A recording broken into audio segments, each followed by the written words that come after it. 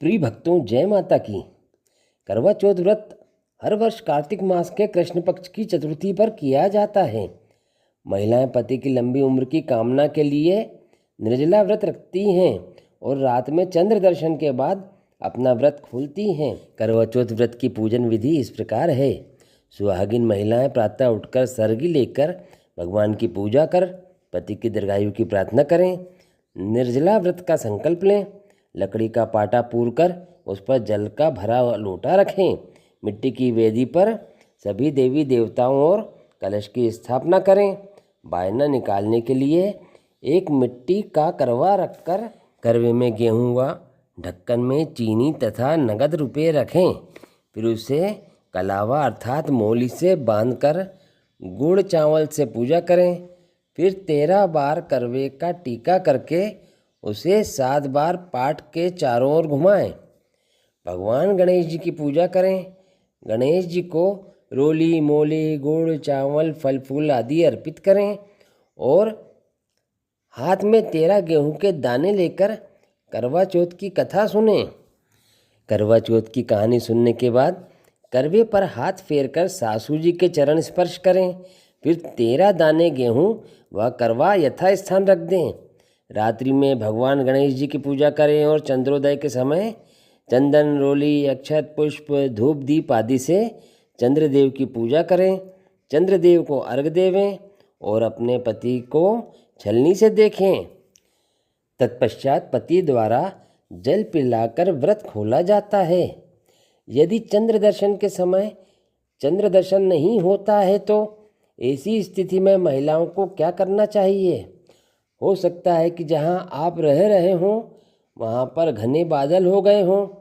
ऐसी स्थिति में चंद्र दर्शन नहीं होगा। तब महिलाओं को चाहिए कि जो चंद्रोदय का समय है उस चंद्रोदय के समय पर कुछ समय के पश्चात चंद्रदेव को अर्घ देवें। चंद्रदेव की पूजा करें, आरती करें और पति को छलनी से देखें और पति द्वारा पत्नी को जल पिलाकर जो व्रत खोला जाता है वह प्रक्रिया पूरी करें। उसके बाद ही अपना व्रत खोलें। कुछ स्त्रियां छलनी में चांद देखकर ही व्रत खोलती हैं। महिलाओं के लिए यह व्रत अत्यंत सौभाग्यदायक माना जाता है। करवा चौथ की कथा इस प्रकार है। एक साहूकार था जिसके 7 बेटे और एक बेटी थी। सातों भाई व एक बहन साथ बैठकर भोजन करते। एक दिन कार्तिक की चौथ का व्रत आया तो भाई बोला कि बहन आओ भोजन करें। बहन बोली कि आज करवा चौथ का व्रत है, चांद उगने पर ही खाऊंगी। तब भाइयों ने सोचा कि चांद उगने तक तो बहन भूखी रहेगी। तो एक भाई ने दिया जलाया, दूसरे भाई ने छलनी से लेकर उसे ढका और नकली चांद दिखाकर बहन से कहने लगे, चल बहन चांद उगाया है, चंद्रदेव को अर्घ दे दे। सातों भाइयों की प्यारी बहन ने अपनी भाभी से कहा कि चंद्र उगाया है, चलो अर्घ दे दें। तो भाभियाँ बोली, तुम्हारा चांद तो उगा होगा, हमारा चांद तो रात को उगेगा। बहन ने जब अकेले ही अर्घ दे दिया और उसके बाद भोजन करने लगी तो पहले ग्रास में ही बाल आ गया, दूसरे ग्रास में कंकड़ आया और जब तीसरा ग्रास उठाया और मुंह की ओर किया तो उसके ससुराल से संदेश आ गया कि उसका पति बहुत बीमार है, जल्दी भेजो। माँ ने जब लड़की को विदा किया तो कहा कि रास्ते में जो भी मिले उसके पांव लागू करना और जो कोई सुहाग की आशीष दे तो पल्लू में गांठ लगाकर उसे कुछ रुपए देना। बहन जब भाइयों से विदा हुई तो रास्ते में जो मिला उसने यही आशीष दी कि तुम सातों भाइयों की बहन हो, तुम्हारे भाई सुखी रहे और तुम उनका सुख देखो। सुहाग की आशीष किसी ने भी नहीं दी। जब वह ससुराल पहुंची तो दरवाजे पर उसकी छोटी ननद खड़ी हुई थी। वह उसके भी पांव पड़ने लगी तो उसने कहा कि सुहागन रहो, सपूती हो। तो उसने यह सुनकर पल्लू में गांठ बांधी और ननद को सोने का सिक्का दिया। जब वह घर के भीतर गई तो सास ने कहा कि उसका पति धरती पर पड़ा है, तो वह उसके पास जाकर उसकी सेवा करने के लिए बैठ गई। बाद में सास ने दासी के हाथ बची कुची रोटी भेज दी। इस प्रकार से समय बीतते बीतते मंगसिर की चौथ आई तो चौथ माता बोली, करवा ले ले भाइयों की प्यारी, करवा ले ले। लेकिन जब उसे चौथ माता नहीं दिखी तो वह बोली कि हे माता, आपने मुझे उजाड़ा तो आप ही मेरा उद्धार करोगी, आपको मेरा सुहाग देना पड़ेगा। तब उस चौथ माता ने बताया कि पौष की चौथ आएगी, वह मेरे से बड़ी है, उसे ही सब कहना, वही तुम्हारा सुहाग देगी। पौष की चौथ आकर चली गई, माघ की फागुन की चौथ आकर चली गई, चैत बैसाख जेठ आषाढ़ सावन और भादों की सभी की चौथ आई और यही कहकर चली गई कि आगे वाली को कहना।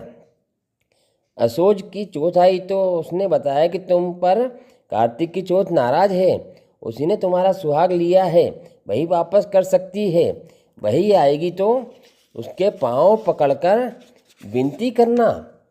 यह बताकर वह भी चली गई।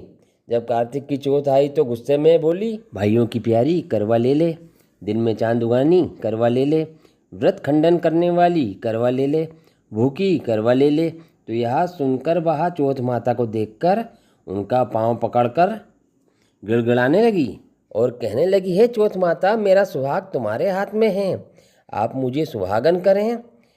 तो माता बोली, पापिनी हत्यारिन, मेरा पांव पकड़कर क्यों बैठ गई। तब बहन बोली कि जो मुझसे भूल हुई है, हे माता आप उसे क्षमा कर दो, अब जीवन में कभी भूल नहीं करूँगी। तो चौथ माता ने प्रसन्न होकर आँखों से काजल, नाखूनों में से मेहंदी और टीके में से रोली लेकर छोटी उंगली से उसके आदमी पर छींटा दिया तो वह उठकर बैठ गया। उसके पति ने कहा कि आज मैं बहुत सोया हूँ। तो वह बोली, तू क्या सोया है, मुझे तो 12 महीने हो गए हैं, अब जाकर के चौथ माता ने सुहाग लुटाया है। तब उसने कहा कि जल्दी से चौथ माता का उजमन करो। जब चौथ की कहानी सुनी, करवा पूजन किया और प्रसाद खाकर दोनों पति पत्नी चौपड़ खेलने बैठ गए तो नीचे से दासी आई और उसने इन दोनों को चौपड़ पास से खेलते हुए देखा तो उसने सासू जी को जाकर बताया। तब से सारे गांव में यह प्रसिद्धि हो गई कि सब स्त्रियां चौथ का व्रत करें तो सुहाग अटल रहेगा। जिस प्रकार से साहूकार की बेटी को सुहाग दिया, उसी तरह से चौथ माता सबको सुहागन रखे। यही करवा चौथ के व्रत की पुरानी और पौराणिक महिमा है। सुहागिन स्त्रियों द्वारा करवा चौथ के दिन विधि विधान से की गई पूजा से चौथ माता हमेशा प्रसन्न रहती हैं और उनकी कृपा हमेशा बनी रहती है। एक बार सब मिलकर बोलिए, माता रानी की जय। कृपया वीडियो को लाइक करिए, कमेंट बॉक्स में अपनी राय रखिए और आप हमारे चैनल पर नए हैं तो चैनल को सब्सक्राइब जरूर करिए। जय श्री कृष्ण।